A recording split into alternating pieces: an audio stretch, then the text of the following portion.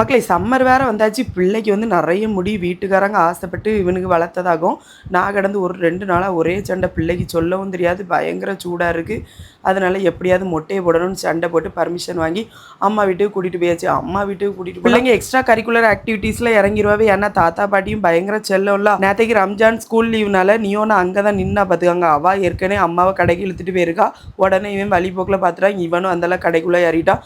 அந்த நம்ம பங்குக்கும் ஏதாவது வாங்கி சாப்பிடணும்னு சொல்லிட்டு நெய் உருண்டை எனக்கு வந்து ரொம்ப பிடிக்கும். நான் எப்போ பார்த்தாலும் வாங்கிடுவேன். அதனால எனக்கும் ஒரு 3 இடத்தை வாங்கிட்டு அப்படியே வீட்டுக்கு வந்தோம். வீட்டில் வந்து அங்கே முடிவெட்டு கடையில் பார்த்தா அங்கே ஏற்கனவே நல்லா கூட்டம். அந்தால அம்மாவும் ஆக்டிவிட்டீஸில் இறங்கிட்டாவே. பிள்ளைகள் வந்தாச்சுல இனி இட்லியாக வைக்கணும் சாம்பார் வைக்கணும்னு சொல்லிட்டு சாம்பாருக்கெல்லாம் காய்கறியெல்லாம் வெட்டிட்டு இருந்தாவில் உடனே பையன் விடுவானா.